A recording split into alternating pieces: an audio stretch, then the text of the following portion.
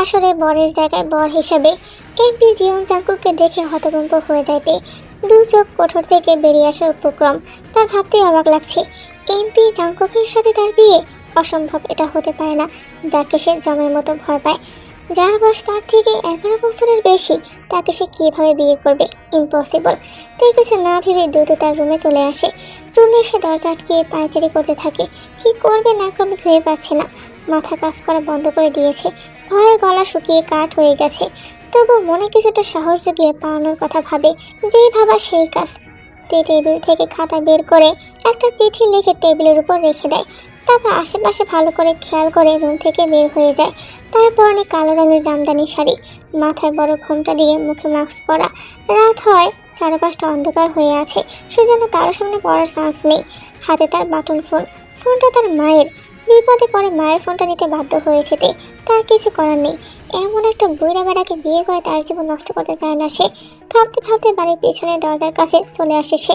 এদিকে তেমন কেউ নেই, সবাই বাড়ির সদর দরজায় আছে। তের বাড়িটা একতলা ছাদ বিশিষ্ট। গ্রামে একমাত্র তাদেরই ছাদের বাড়ি। তার বাবা গ্রামের চেয়ারম্যান, তাকে সবাই খুব সম্মান করে। তাই বাসা থেকে বের হয়ে রাস্তায় চলে আসে। রাস্তায় এসে ঘটে আরেক বিপত্তি। বাড়ি থেকে টাকা আনতে ভুলে গেছে সে। এখন কি করে যাবে সে? নিজের মাথার চুল নিজেই খামচে ধরে বিড়বিড় করে বলল, শালা বুইড়া বেটার জন্য সব ভুলে গেছি। এখন কি করব? কিছু একটা করো প্লিজ আল্লাহ। এখন তো আমি বাড়িও যেতে পারবো না। আল্লাহ কি করি? এই আকাশের দিকে তাকিয়ে বিড়বিড় করে বলে। মুখ নিচু করে সামনে তাকাতেই দেখতে পায় একটা ছেলেকে। সেটা দাঁড়িয়ে দাঁড়িয়ে ফোনে কথা বলছে। তাই কিছু একটা ভেবে মুচকি হাসে। মুখের মাস্কটা সুন্দর করে আরেকটু গুছিয়ে নিয়ে সামনে হাঁটা ধরে। তাই ছেলেটার সামনে এগিয়ে যায়। ছেলেটা কান থেকে ফোন নামিয়ে পিছনে ঘুরে দেখে একটা মেয়ে দাঁড়িয়ে আছে। এই ছেলেটাকে দেখে আতকে ওঠে, দু কদম পিছিয়ে যায়। ভয়ে থরথর করে কাঁপে। গলা শুকিয়ে গেছে, বারবার শুকনো ঠোক গিয়েছে। কিছু না বলে দৌড় লাগা রাস্তার দিকে। তের দৌড়ানো দেখে ছেলেটা আশ্চর্য হয়ে যায়। আশ্চর্য হয়ে বিড়বিড় করে বলে ওঠে, আজব, মেয়েটা এইভাবে দৌড়াচ্ছে কেন? আর আমাকে দেখে এমন ভয় পেয়ে উঠলো কেন? কিছু কি ঘাবলা আছে? আর হ্যাঁ, এই ছেলেটার নামই জিয়ন জাঙ্কুক, যার সাথে তের বিয়ে। অথচ জাঙ্কুক তার উডবি ওয়াইফকে চিনতে পারল না। জাঙ্কুক সময় নষ্ট না করে বাসার ভিতরে ঢুকে সোফায় গিয়ে বসে পড়ে। তাদের বিয়েটা খুব ঘরোয়াভাবেই হচ্ছে। জাঙ্কুক এই মুহূর্তে চাচ্ছে না বাইরের কাউকে তাদের বিয়ের সম্পর্কে জানাতে, সেজন্য এত লুকোচুরি। কিন্তু আদৌ কি তাদের বিয়েটা হবে? জাঙ্কুক সবে মাত্র সোফায় বসেছিল, তখন একটা মেয়ে ছুটে আসে ড্রয়িং রুমে। দৌড়ে আসছে আর চেঁচিয়ে চেঁচিয়ে বলছে, আব্বা আব্বা, আপা ঘরে নেই। এমনকি বাড়ির কোথাও আপাকে খুঁজে পাচ্ছি না। কথাটা যেন বিস্ফোরণের ন্যায় ড্রয়িং রুমে ফেটে পড়ে। সুগা মোল্লা আতঙ্কিত হয়ে বলেন, কি বলছিস? তুই কোথায় গেল? তুই ভালো করে সারা বাড়ি খুঁজে দেখেছিস? হ্যাঁ আব্বা, আমি সারা বাড়ি তন্ন তন্ন করে খুঁজে দেখেছি। আপা কোথাও নেই। আমার খুব ভয় হচ্ছে। আবার কোনো বিপদ হলো না তো? ছোট মেয়ে রোজের কথা শুনে তাকে থমকে বলেন, চুপ কর, কি বাজে বকছিস? সবাই মিলে ভালো করে খুঁজে দেখ কোথাও আছে। এই রাতে বা কোথায় যাবে? বাড়ির বাইরে যাওয়ার সাহস নেই তের। বাড়ির প্রতিটা মানুষ সারা বাড়ি খুঁজতে ব্যস্ত হয়ে পড়ে। এদিকে তের বাবা থপ করে সোফায় বসে পড়েন। জাঙ্কুক এতক্ষণ চুপ করে সবটা শান্ত দৃষ্টিতে দেখছিল, সবার কথা শুনছিল। হুট করে তার একটু আগের ঘটনা মনে পড়ে। অদ্ভুতভাবে মেয়েটার দৌড়ানো, মেয়েটার চোখে ভয়ের ছাপ স্পষ্ট। সব মিলিয়ে জাঙ্কুকের কাছে সবটা পানির মতো পরিষ্কার লাগছে। জাঙ্কুক উঠে দাঁড়িয়ে সবার দিকে শান্ত চোখে তাকিয়ে বলে, আমি একটু আসছি। কোথায় যাচ্ছে বাবা? প্লিজ তুমি চলে যেও না। তে বাড়ির কোনো জায়গা আছে, আমরা খুঁজে তাকে পেয়ে যাব। জাঙ্কুক বাঁকা এসে বলে উঠল, ডোন্ট ওয়ারি আঙ্কেল, আমি কোথাও যাচ্ছি না। আমি একটু পরেই ফিরে আসছি। ততক্ষণে আপনারা তেকে খুঁজে বের করুন। জাস্ট কয়েকটা মিনিটের ব্যাপার। আমি যাবো আর আসবো। তারপর গট গট পায়ে ড্রয়িং রুম ত্যাগ করে জাঙ্কুক। জাঙ্কুকের যাওয়ার পানে সকলে অবাক হয়ে তাকিয়ে রয়। সবটা কেমন ঘোলাটে লাগছে তাদের কাছে। জাঙ্কুকের বাবা আরেন ছেলের কাজকর্ম চুপচাপ দেখছেন, অথচ কিছু বলছেন না, কারণ তিনি জানেন তার ছেলে সবসময় ঠান্ডা মাথায় কাজ করে, সবটা ঠান্ডা মাথায় সলভ করার চেষ্টা করে। তার ছেলেটা অন্য সবার থেকে আলাদা, এই জন্য ছেলেকে নিয়ে তার বড্ড বেশি গর্ব। এদিকে তে অনেকখানি পথ দৌড়ে এসে থেমে যায়। দৌড়ানোর আর শক্তি পাচ্ছে না, দাঁড়িয়ে ঘন ঘন নিঃশ্বাস নিচ্ছে। এইটুকু দৌড়ে হাঁপিয়ে গেছে। আশেপাশে তেমন কাউকে দেখতে পাচ্ছে না। বেশ অনেকটা রাত হয়ে গেছে। বাড়ি থেকে তেমন একটা বের হয় না তে, শুধু স্কুল আর প্রাইভেট আসা যাওয়া করে। তাদের বাড়ির একটা নিয়ম আছে, বাড়ির মেয়েরা অকারণে বাইরে বের হতে পারবে না। এটা তার বাবাই পছন্দ করে না, মেয়েরা বেপর্দা চলাফেরা করতে পারবে না। তাই কাউকে না পেয়ে হতাশ হয়ে তার বান্ধবীকে ফোন করে, কিন্তু কিন্তু নেটওয়ার্কের জন্য কল যাচ্ছে না। এদিকে মোল্লা বাড়ির সবাই তেকে হন্য হয়ে খুঁজছে, কিন্তু কোথাও খুঁজে পাচ্ছে না। সুগা দুশ্চিন্তায় বসে আছেন সোফায়। তার সামনে অনেকগুলো মানুষ, সবার সামনে মাথা উঁচু করে কথা বলার সাহস পাচ্ছে না। সারা বাড়ি খুঁজে যখন তেকে পায়নি, তখন রোজি ফের তের রুমে আসে। সারা রুমটা এক নজর দেখে নেয়। তার চোখ গিয়ে পড়ে টেবিলের উপর। সেখানে সাদা একটা চিরকুট দেখতে পায়। সে একটু সময় ব্যয় না করে টেবিলের কাছে গিয়ে হাতে তুলে নেয় চিরকুটটা। ফার্স্ট খুলে পুরো চিঠিটা পড়ে নেয়। পড়া শেষ করে থমকে যায়।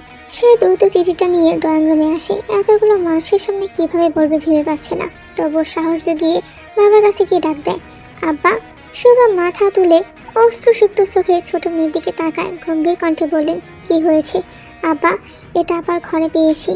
কি আছে এতে? আপনি পরে দেখুন আব্বা। মেয়ের কথা সেটা নিয়ে সোফা থেকে উঠে অন্য পাশে চলে আসে। চিঠিটা খুলে পড়তে শুরু করে।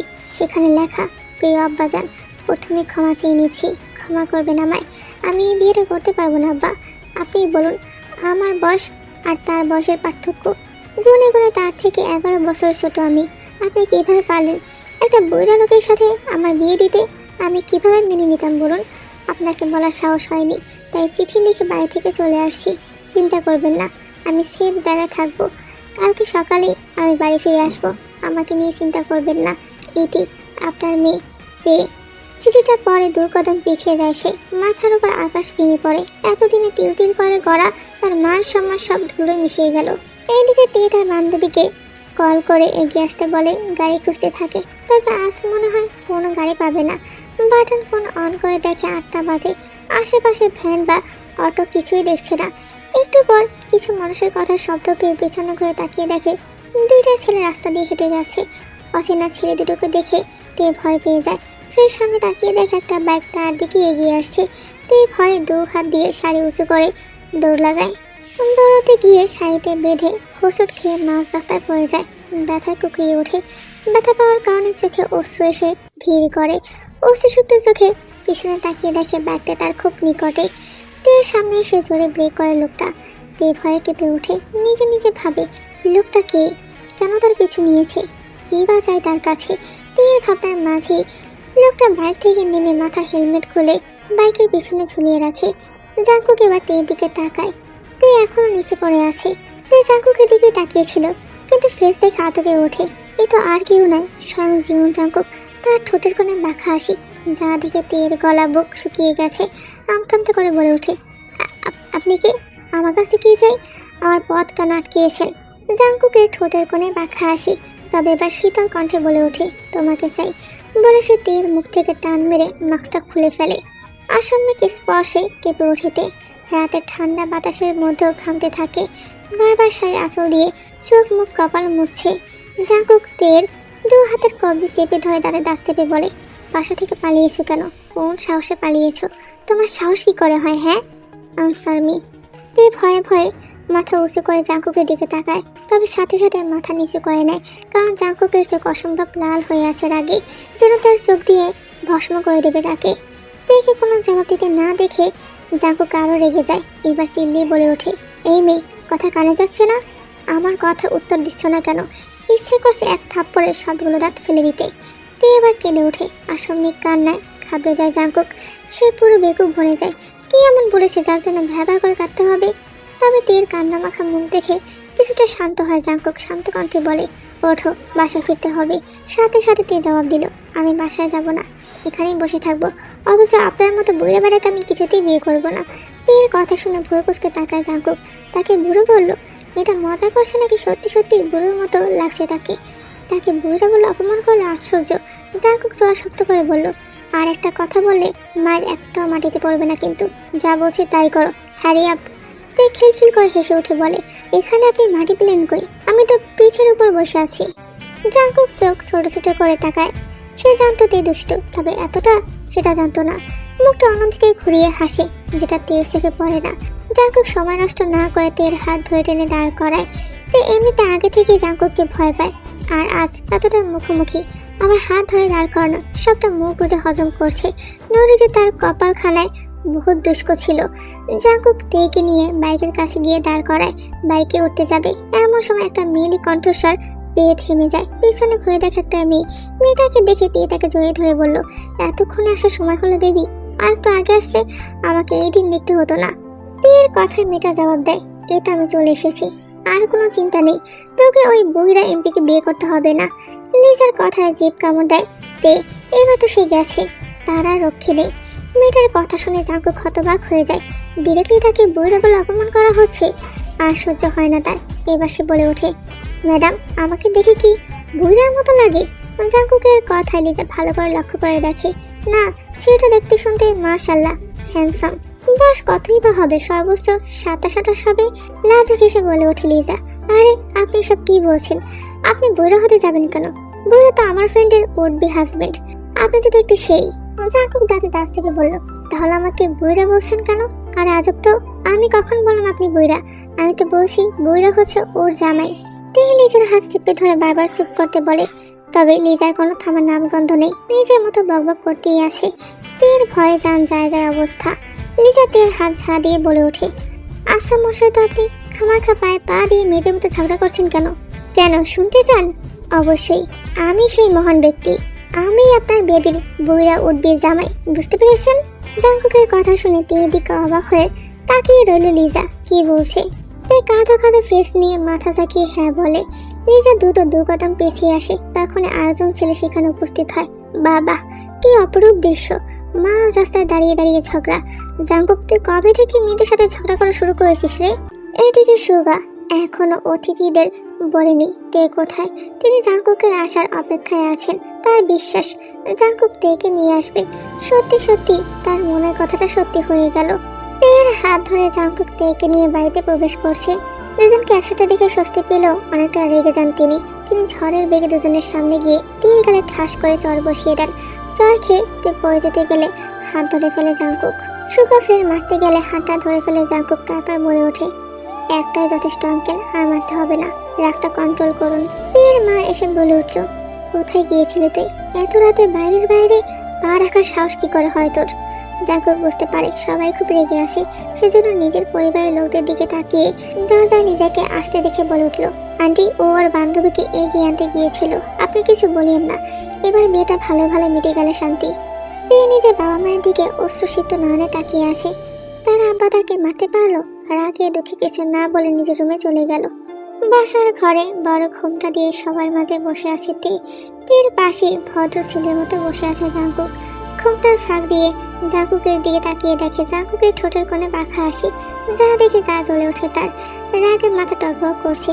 তার মনে পড়ে যায় একটু আগের ঘটনা, যখন তে রুমে চলে গিয়েছিল। আর কিছুক্ষণ পরেই রুমে আসে জাঙ্কুক, আর এসে আয়েশ করে খাটের উপর বসে পড়ে। যা মুখ বুঝে কিছুক্ষণ সহ্য করলো, শেষমেশ পারে না, তীব্র রাগ নিয়ে একদম কাছে এগিয়ে এসে বলে, আপনার সমস্যা কি? হ্যাঁ, আমার রুমে কেন এসেছেন? বের হন বলছি। তের কথা চুপ করে শুনে কিছু না বলে হাত ধরে তার পাশে বসিয়ে দেয়। জাঙ্কুকের কাণ্ডে হতবাক হয়ে যায় তে, কিছু বলতে গেলে ইশারায় থামিয়ে দেয়। তে ভয়ে চুপ হয়ে যায়। তারপর জাঙ্কুক বলে ওঠে, শোনো মেয়ে, যে ভুলটা তুমি একবার করেছো, ভুলো সেই ভুলটা দ্বিতীয়বার করার চেষ্টা করো না। যদি করো তাহলে কিন্তু তোমার খবর আছে। কোনো সিন ক্রিয়েট না করে চুপচাপ বিয়েটা ভালো করে নাও, পরে তোমার কি সমস্যা সেটা আমি দেখে নেব, মাইন্ডেড। আর হ্যাঁ, শ্বাসটা আর একটু কমপ্লিট করে নাও, এই দিনটা জীবনে একবারই আসে। বলে সে বাঁকা আসলো, যা দেখে ভয় কেঁপে ওঠেতে জাঙ্কুক গট পায়ে রুম থেকে বেরিয়ে যায়। তার যাওয়ার পরে তাকিয়ে আছে সে কি তাহলে কিছুই করতে পারবে না? তার জীবনটা এভাবে শেষ হয়ে যাবে? এটা কি করে হতে পারে? কষ্টে বুকটা ফেটে যাচ্ছে, চোখ থেকে 2 ফোঁটা পানি গড়িয়ে পড়ে হাতের উপর। জাঙ্কুক চলে যেতে রুমে ঢোকে তার বান্ধবী তেকে কাঁদতে দেখে জড়িয়ে ধরে মাথায় হাত বুলিয়ে বলে, তে প্লিজ কান্না করিস না, যা হচ্ছে হতে দে, আমরা চাইলেও আর কিছু করতে পারবো না, সবটা আমাদের ধরা ছড় বাইরে চলে গেছে, তুই মেনে নে, এটাই হয়তো তোর ভাগ্যে ছিল। ভাগ্যের লিখনকে আর বদলানো যায় বল? কেটে কেটে কোনো লাভ হবে না। আমরা যদি ফের কিছু করার চেষ্টা করি তাহলে চাচার মান সম্মান সব শেষ হয়ে যাবে। তে লেজার থেকে নিজেকে ছাড়িয়ে তার দিকে অশ্রুসিক্ত চোখে তাকিয়ে বলল, আমার জীবনটা এভাবে শেষ হয়ে যাবে আমি কোনোদিনও ভাবিনি রে। আমার সব শেষ হয়ে গেল। কিছুই শেষ হয়নি তে, তুই কেন এত প্যানিক করছিস বলতো? আর তুই যে ভাইকে বইরা বলছিস, ভাইকে সত্যি সত্যি বইরা? হ্যাঁ, তুই সোনার কপাল বুঝছিস যে ভাইয়ের মতো হ্যান্ডসাম বর পাচ্ছিস। আমার আর তার বয়সে পার্থক্য জানিস কত? 11 বছর। আমি তার থেকে 11 বছরের ছোট। বয়সে কিছু ম্যাটার করে না গাধি, ভালোবাসাটাই আসল। ভাইয়া যদি তোকে ভালোবেসে বিয়ে করে তাহলে তাহলে তো কোনো কথাই নেই, তুই নিশ্চিন্তে বিয়েটা করে ফেল। তুই চুপটি করে লিজার কথাগুলো শুনে কিছুটি বলে না, কারণ লিজা লিগাল কথা বলেছে। কিছু সময় পর তের মা এসে তাকে নিয়ে যায়। তের ভাবনা ছেদ পড়ে জাঙ্কুকের কথায়। জাঙ্কুক বলে ওঠে, একটু পরে তো আমি তোমারই খাবো বউ, তখন মন ভরে আমাকে দেখো আর গালি দিও। এখন সবার সামনে এভাবে তাকিয়ে থাকলে লজ্জা পাচ্ছি তো, ফিসফিস করে বলে ওঠে জাঙ্কুক। জাঙ্কুকের কথায় আশ্চর্য হয়ে যাইতে দ্রুত চোখ নামিয়ে ফুলের দিকে তাকিয়ে বিড়বিড় করে বলে ওঠে, আচ্ছা বোঝো তো উনি বুঝলো কি করে আমি তার দিকে তাকিয়ে তাকে ধুয়ে দিচ্ছিলাম? জাদুটা তো জানে নাকি, কে জানে বাবা। একটু পরে জাঙ্কুক আর তের বিয়ের কাজ সম্পূর্ণ হয়। দুজনে বাধা পড়ে বিয়ের মতো পবিত্র সম্পর্কে। জাঙ্কুকদের বাসা থেকে যে 5-6 জন লোক আসছে তাদেরকে ডাইনিং টেবিলে খেতে দেওয়া হয়। বিয়ে শেষ হতেই তে নিজের রুমে ছুটে আসে। খাওয়া দাওয়ার পর শেষ হলে ছেলেপক্ষ বিদায় নেয়। শুধু সবাইকে থাকতে বললেও কেউ থাকতে রাজি হয়নি, শুধুমাত্র জাঙ্কুক থেকে যায়। জাঙ্কুকের বাবা জাঙ্কুককে থাকতে বলে। জাঙ্কুক প্রথমে রাজি না হলে পরবর্তীতে জাঙ্কুক তার বাবার কথায় থেকে যায়। এই রুমের বাতি নিভিয়ে খাটের উপর হয়ে শুয়ে আছে। পুরো রুমটা ঘুটঘুটে অন্ধকার হয়ে আছে। জাঙ্কুক রুমে ঢুকে রুম অন্ধকার দেখে কিছুটা খাবে যায়। এই কিছু ভুল করে টরে ফেললো নাকি, অজানা ভয়ে শুকনো ঢোক গেলে জাঙ্কুক। তারপর ফোনের ফ্ল্যাশ জ্বালিয়ে সুইচ বোর্ড খুঁজে বের করে। বেশি খুঁজতেও হয় না, তার সামনেই ছিল। দ্রুত সুইচ অন করে খাটের উপর থেকে শুয়ে থাকতে দেখে স্বস্তির নিঃশ্বাস ফেলে। জাঙ্কুকের মনে হলো তার বুকের উপর থেকে বড় একটা পাথর সরে গেছে। ফোনের লাইট অফ করে তের কাছে আসে। প্রথমে দুবার ডাক দিলে কোনো রেসপন্স পায় না, পরে খেয়াল করে দেখে ফুপানোর আওয়াজ। জাঙ্কুক বুঝতে পারে তে কাছে। জাঙ্কুক এবার খাটের উপর বসে তের হাত ধরে টান মেরে নিজের কাছে নিয়ে আসে। আচমকা এমন হয় তে চমকে ওঠে। তের চমকানোর মুখ দেখে মৃদু হেসে ওঠে জাঙ্কুক। তে ভয় পেছনে সরে যায়, তবে যেতে পারে না, কারণ জাঙ্কুক তার দু হাতে আঁকড়ে ধরে আছে। তে ভয় তুতলেই বলে ওঠে, আমাকে ছাড়ুন। জাঙ্কুক ভদ্র ছেলের মতো হাত ছেড়ে দেয়, তবে বলে, ছেড়ে দিচ্ছি বলে দূরে যেও না। জাঙ্কুকের কথায় তে আরো বেশি ভয় পায়। চোখ দুটো বেছানাটি আবদ্ধ। জাঙ্কুক তের থুতনি ধরে মুখ উঁচু করে দু চোখের পানি পরম যত্নে মুছে দেয়। জাঙ্কুকের কাণ্ডে অবাক হয়তে, তবে কিছু বলে না। জাঙ্কুক এবার নরম স্বরে বলে ওঠে, একটা প্রশ্ন করবো তোমাকে। তে মাথা নেড়ে হ্যাঁ বলে। অতপর জাঙ্কুক প্রশ্ন করে, আপনি দেখতে খুব খারাপ। তে অবাক হয়ে জাঙ্কুকের দিকে তাকায়। এটা আবার কেমন প্রশ্ন? তে বলে ওঠে, মানে কি বলতে চাইছেন আপনি?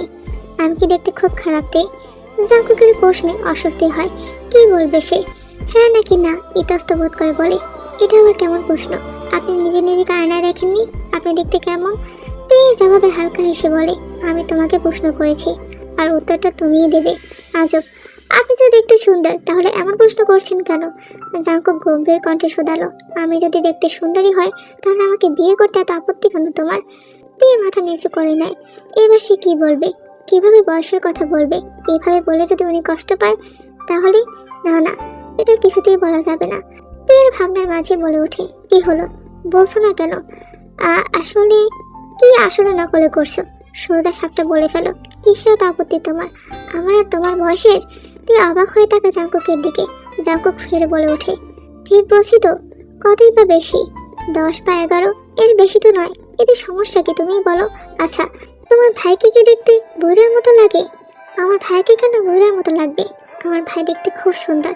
তাহলে আমাকে তোমার কোন দিক দিয়ে বুড়া লাগে? আসলে আপনি ভুল ভাবছেন, আমি সেভাবে কিছু বলিনি। মেইন সমস্যাটা কি তাহলে আমাকে খুলে বলো। বলবো কিছুটা নার্ভাস হয়ে। জাঙ্কুক আশ্বস্ত করে বলল, রিল্যাক্সে বলতে পারো, বলো। আসলে আমি বিয়ে খুব ভয় পাই। আমি কখনো ভাবিনি বিয়ে করব, আর আমি বিয়ে করতে চাই না।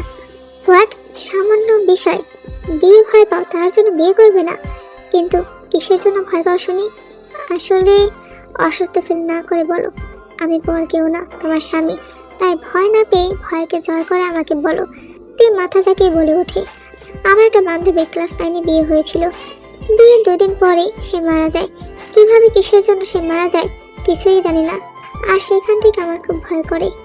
আমার ক্ষেত্রেও যদি এমন হয়, তাই আমি সিদ্ধান্ত নিই আমি কখনোই বিয়ে করব না, আর করলে অনেক দেরি আছে। আমি নিজেকে নিজে প্রতিষ্ঠিত করতে চাই, নিজে আত্মনির্ভরশীল হব, কখনো কারোর দাঁড়ায় থাকবো না। তুমি অযথা ভয়কে মনে পুষে রেখেছো। যার যে পর্যন্ত হায়াত সে পর্যন্ত বাঁচবে, ওর হয়তো ওই পর্যন্তই হায়াত ছিল। এসব আর কখনো ভাববে না। তুমি কি ভাবছো তোমাকে বিয়ের পর তোমায় দিয়ে সংসার করাবো? সেটা তো হবে না ডিয়ার বউ, তোমাকে প্রতিষ্ঠিত হতে হবে, এটাই আমার চাওয়া। কি পারবে না নিজেকে প্রমাণ করতে? অবশ্যই পারবো। তো এবার হাসি মুখে বলে ওঠে।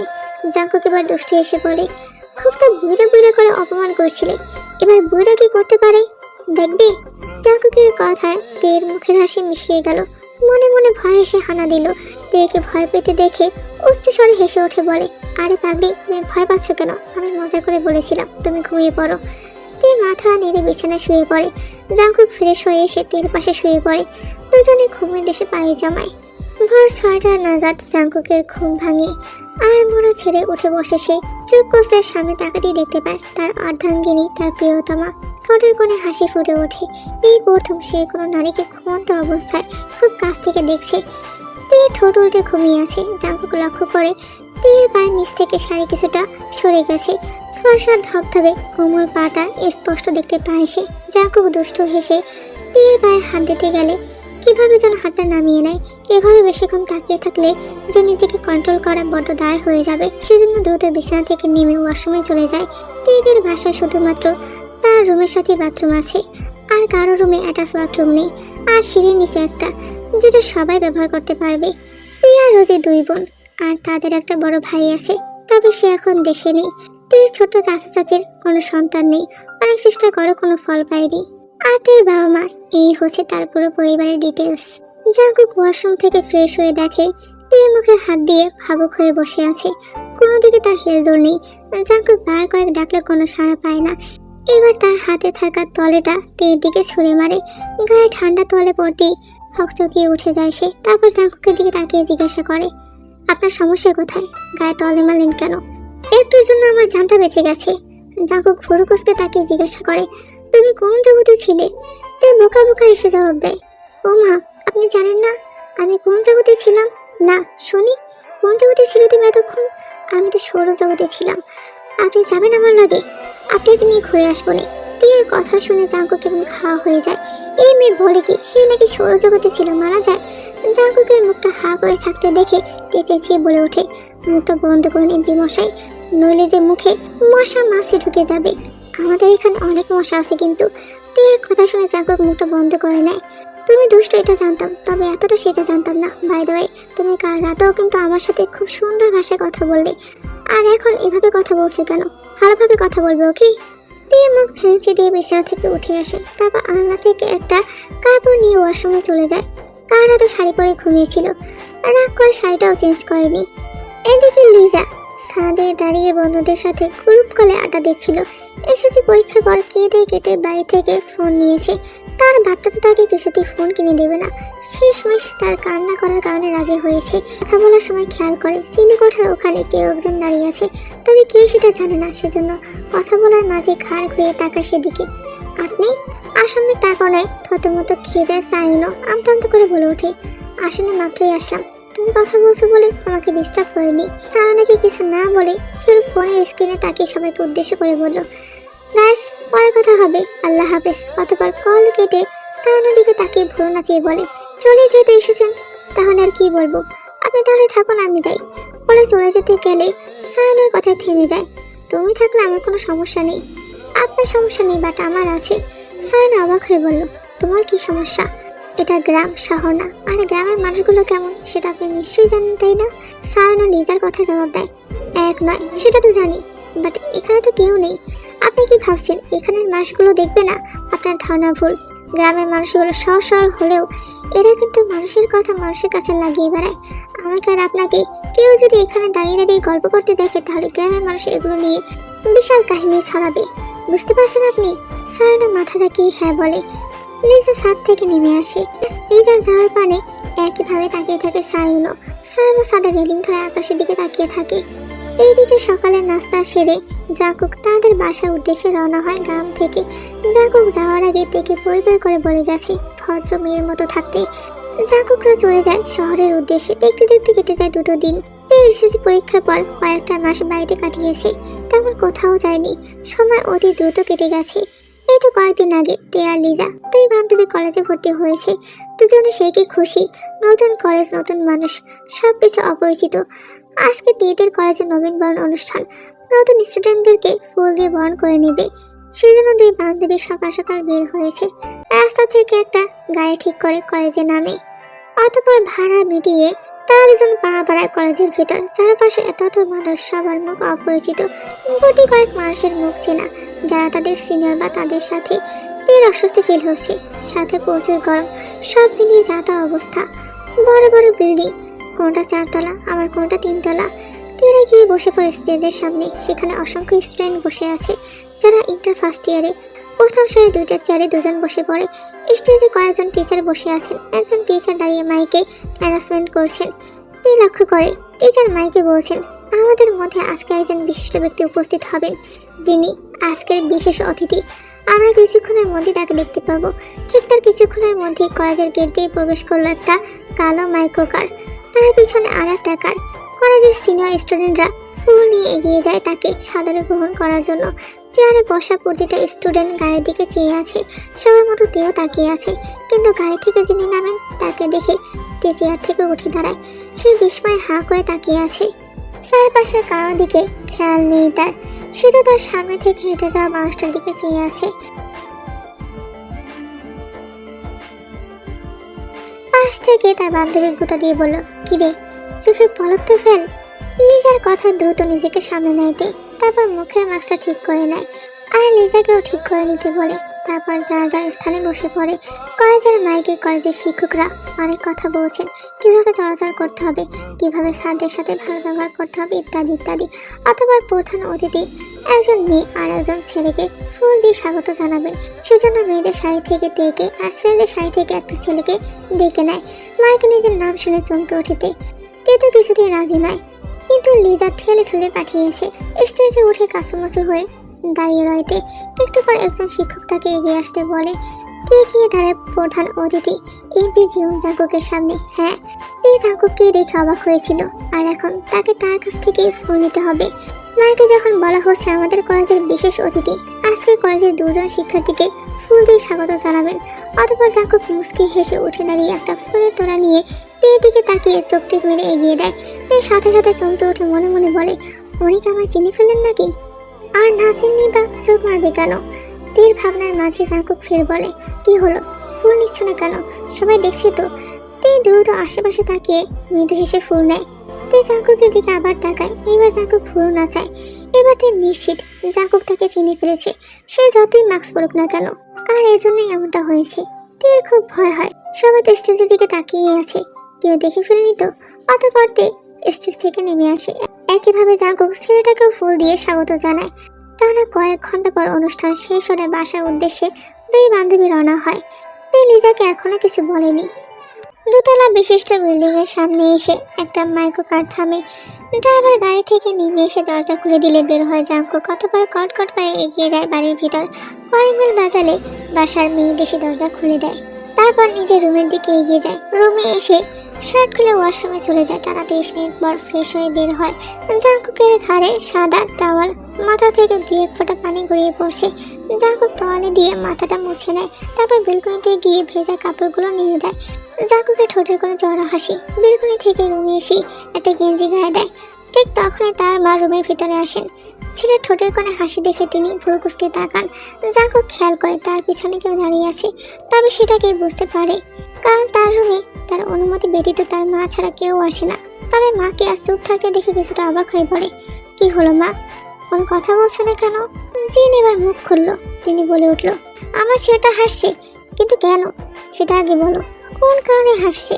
আমার রসকসহীন কাঠখোট্টা ছেলেটা হাসছে ভাববার বিষয়। কাহিনী কি বাপ?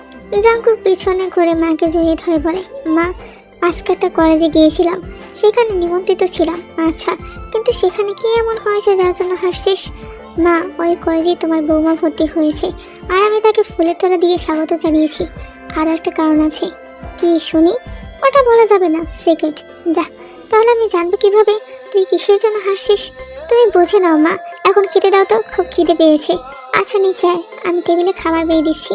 রাতে ডিনার শেষ করে রুমে চলে আসে জাঙ্কুক। সারাদিন কাজে দৌড়াদৌড়ি করার কারণে ঠিক মতো বিশ্রামও নিতে পারে না। আজকে একটু সময় পেয়েছে, তার জন্য সকাল সকাল ঘুমানোর সিদ্ধান্ত নেয়। কালকে আবার তাকে গ্রামে যেতে হবে। তার বউয়ের জন্য ফোন কিনেছে। শাশুড়ির ফোন দিয়ে ঠিক করে কথা বলা কি যায়?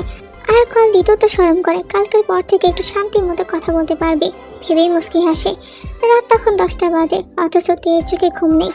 অনেকক্ষণ যাবৎ বিছানায় শুয়ে থাকার পরও ঘুম আসছে না দেখে বিছানা ছেড়ে ছাদে চলে আসে।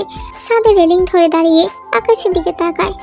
আকাশে মেঘ জমেছে, আজকে আর তারা জ্বলছে না। আকাশ জুড়ে মেঘের আনাগোনা, যে কোনো সময় ধূপধাপ বৃষ্টি নেমে যেতে পারে। কয়েক মিনিট অতিবাহিত হওয়ার পর তীর ভাবনা সত্যি হয়ে গেল। ঝড়ো হাওয়া বইতে শুরু করে, 2-1 ফোঁটা বৃষ্টি পড়ছে। তীর ছাদে দাঁড়িয়ে থাকে, ঠান্ডা বাতাসে গা ছিমছিম করছে। বেশ কয়েক মিনিট যাওয়ার পর ছাদ থেকে নেমে আসে, কারণ একটু জোরেই বৃষ্টি পড়ছে। তীর রুমে এসে জানালা বন্ধ করে বিছানা শুয়ে পড়ে। পাশে তার বোন ঘুমাচ্ছে। বোনের গায়ে খাতা টেনে দিয়ে নিজেও শুয়ে পড়ে। চোখ বন্ধ করতেই চোখের পাতায় ভেসে ওঠে জাঙ্কুকের হাস্যোজ্জ্বল চেহারা। তে দ্রুত চোখ খুলে তাকায়। রুমটা নীল আলো জ্বলজ্বল করছে। পাশে তাকিয়ে দেখে জানালার বাতাসে খটখট শব্দ হচ্ছে। আশেপাশে না তাকিয়ে চোখ বুজে নেয়। একসময় ঘুমের দেশে পায়ে জমায়। সকাল তখন 9টা। সকালে নাস্তা সেরে কলেজের উদ্দেশ্যে বের হবে বলে রুম থেকে কলেজ ব্যাগ আনতে যায়। তখন আবার দরজায় খটখট শব্দ হয়। মানে কেউ এসেছে, সেজন্য রুমে না গিয়ে দরজা খুলতে যাইতে দরজা খুলে সামনে জাঙ্কুককে দাঁড়িয়ে থাকতে দেখে অবাক হয়ে বলে, আপনি এখন এখানে কেন এসেছেন? তের কথায় মুচকি এসে বলে ওঠে জাঙ্কুক, জামাইকে বাইরে দাঁড়িয়ে রাখতে হয়, তাকে ভিতর যেতে দেবে না, নাকি বাইরে দাঁড় করিয়ে বিদায় দিবে? জাঙ্কুকের কথা টনক নড়ে তের, জিভ কামড়ে বলে ওঠে, আরে বাস, আমি তো বেমালুম ভুলেই গিয়েছিলাম। এটা যদি আমার আম্মা জানতে পারে তাহলে তো আমাকে খবর করে ছাড়বে। প্লিজ ভিতরে আসুন আপনি। তের রিয়াকশন দেখে মনে মনে হাসে জাঙ্কুক। জাঙ্কুক ভিতরে এসে শাশুড়িকে সালাম দিয়ে সোফা আরাম করে বসে। তের মা জাঙ্কুকের জন্য চা করে তের হাতে দিয়ে বলে জাঙ্কুককে দিয়ে আসতে। তে চায়ের কাপ নিয়ে বসার ঘরে আসে। জাঙ্কুককে ফোন ঘাটতে দেখে গেছে না বলে চাটা টেবিলের উপর রেখে চলে যেতে গেলে জাঙ্কুকের ডাকে পিছনে ফিরে তাকায়। মিনমিন স্বরে বলে ওঠে, কিছু বলবেন? কাছে এসে বসো। তে চমকে উঠে বলে, কেন? রোম্যান্স করার জন্য। জাঙ্কুকের কথায় চোখ বড় করে তাকাইতে, কি তুমি কি সত্যি সত্যি মনে করলে? আরে পাগলি, চুপচাপ এখানে বসো, আমি মজা করে বলেছি। মেয়ে চুপচাপ এসে জাঙ্কুকের থেকে খানিকটা দূরত্ব বজায় রেখে বসে। সেটা দেখে জাঙ্কুক কিছু বলে না, পরে ঠিক হয়ে যাবে বলে মনে করে। জাঙ্কুক একটা প্যাকেট টের দিকে এগিয়ে দেয়। প্যাকেট দেখে অবাক হয়ে বলে ওঠে, কি আছে এতে? তুমি খুলে দেখো। জাঙ্কুকের কথায় প্যাকেটটা হাতে নেয় তে, তারপর সেটা খুলে চেঁচিয়ে বলে, ফোন। আপনি আমার জন্য ফোন এনেছেন এমপি মশাই? আমার কতদিনের শখ আমার একটা ফোন হবে, আমি ইচ্ছা মতো ছবি তুলবো। তের চেঁচামেচি শুনে সবাই বসার ঘরে উপস্থিত হয়। সুগা মেয়ের কাছে এসে বলে, বড় আম্মা, এমন চিৎকার চেঁচামেচি করছো কেন? জামাই বাবা কি ভাববো? তে উঠে দাঁড়িয়ে হাস্যোজ্জ্বল মুখে বলে, আব্বা, উনি আমার জন্য ফোন এনেছে। তে তো অনেক খুশি ফোন পেয়ে। জাঙ্কুক হালকা পাতলা নাস্তা সেরে সে বাড়ি থেকে চলে আসে। দেখতে দেখতে অনেকগুলো দিন পেরিয়ে গেছে, সবকিছু আগের মতো নেই। তে আজ খুব খুশি, কারণ তার ভাই আজ দেশে এসেছে। তে ইন্টার ফার্স্ট ইয়ার থেকে সেকেন্ড ইয়ারে উঠেছে। এবার সময় থেমে থাকে না। তার সাথে তার এমপি মশাইয়ের সম্পর্কটা অনেকটা গভীর হয়েছে। দুজন এখন রাজেগও কথা বলে। জাঙ্কুক সারাদিনের ক্লান্তি নিয়ে যখন প্রিয়তমার সাথে কথা বলে তখন তার সমস্ত ক্লান্তি মুছে যায়। আজ জীবন পরিবারের সবাই আসবে। তে ভাবছে তার ভাইয়ের জন্য আসছে, কিন্তু তে এটা জানে না এখন তার এখান থেকে যাওয়ার সময় ঘনিয়ে এসেছে। তে রান্না শেষ করে সবেমাত্র রুমে এসেছিল, তখনই বাইরে থেকে গাড়ির আওয়াজ পেয়ে ছুটে আসে। দেখে তাদের বাড়ির সামনে পরপর 2টি গাড়ি এসে থামে। প্রথম গাড়ি থেকে তার ভাই নামে, পরের গাড়ি থেকে জাঙ্কুকের পরিবার। ভাইকে দেখে 2 বোন দৌড়ে আসে। গায়ে 2 হাত দিয়ে 2 বোনকে আগলে নেয়। তারপর তার শ্বশুর বাড়ির সবার সাথে কুশল বিনিময় করে সবাইকে ভেতরে আসতে বলে। বসার ঘরে সবাই বসে আছেন। তের আম্মা চাচি দুজন সবার জন্য নাস্তা রেডি করেছেন। সবাই টুকটাক কথা বলছেন। এমন সময় জাঙ্কুকের বাবা বলে ওঠেন, বেয়াই মশাই, এবার তাহলে তে মামুনিকে আমার বাড়ির মেয়ে করে নিয়ে যায়, কি বলেন? সুগা খানিকটা এসে বলেন, আপনাদের বৌমা আপনারা নিয়ে যাবেন, এটা আমি আর কি বলতে পারি বেয়াই মশাই, আপনারা যা বলবেন সেটাই হবে। তে সবার জন্য পানি নিয়ে আসছিল। তখনই এমন কথা শুনে চমকে ওঠে। তাকে এই বাড়ি থেকে চলে যেতে হবে অন্য জায়গায়, সেখানে যেখানে সে কিছুই চেনে না। তে এখনো পর্যন্ত তার শ্বশুর বাড়ি যায়নি। পানির গ্লাসগুলো দিয়ে দ্রুত নিজের রুমে ছুটে আসে। তের যাওয়ার পানে সকলেই তাকায়। সবাই বুঝতে পারে বাচ্চা মেয়েটা এই বাড়ি থেকে যেতে চায় না, কিন্তু এটাই যে প্রকৃতির নিয়ম, এটাই হয়ে আসছে। সবাই খেতে ব্যস্ত। সবাই যখন খেতে ব্যস্ত তখন তের রুমে আসে তের ভাই। কতগুলো দিন পর আসছে বাড়ি, এসে বোনকে অন্য ঘরে বিদায় দিতে হবে। তে তখন বালিশে মুখ গুজে কান্না করছে। কাই দরজায় হেলান দিয়ে দাঁড়িয়ে ডেকে ওঠে, তে বুড়ি। ভাইয়ের ডাক শুনে কান্না থামিয়ে তাকাইতে কাই বোনের কাছে এগিয়ে আসে।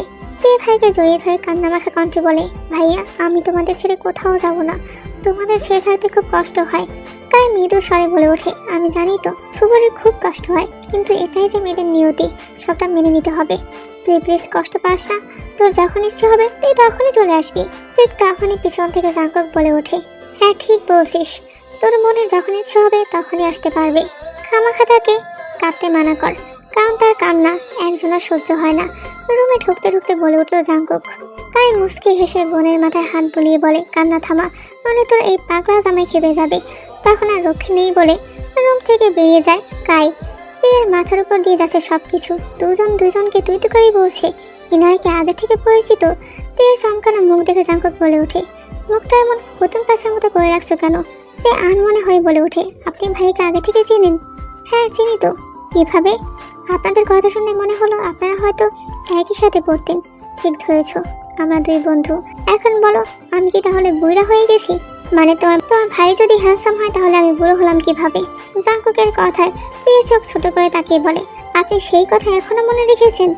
আপনারা দুইটাই বুড়া বসে এসে আমার মতো কচি কাঁচা বাচ্চাকে বিয়ে করছেন বলে চলে যেতে গেলে হ্যাঁচকা টান দিয়ে তীর কোমর জড়িয়ে ধরে জাঙ্কুক।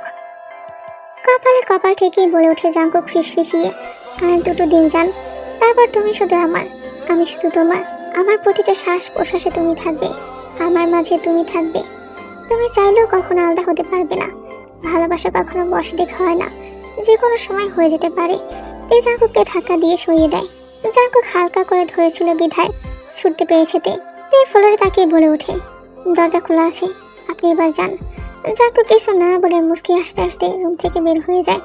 জাঙ্কুক চলে যেতেই তে হাঁক ছেড়ে বাসে বুকে হাত দেয়, সাথে সাথে তার বুকটা অসম্ভব রকম ধুকধুক করছিল। তে আর জাঙ্কুকের বিয়েটা আগে ঘরোয়াভাবে হলো, এবার ধুমধাম করে বিয়েটা হলো।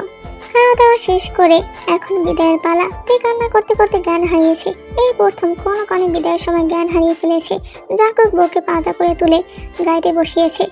মোল্লা বাড়ির সবাই আদরের মেয়েকে বিদায় দিয়ে ভেঙে পড়েছে।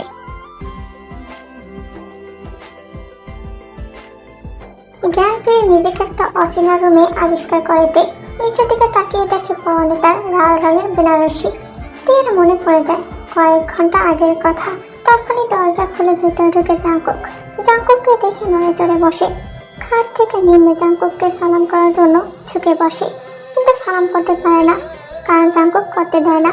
লোকের সাথে জড়িয়ে নেয় তার প্রিয়তমা বউকে।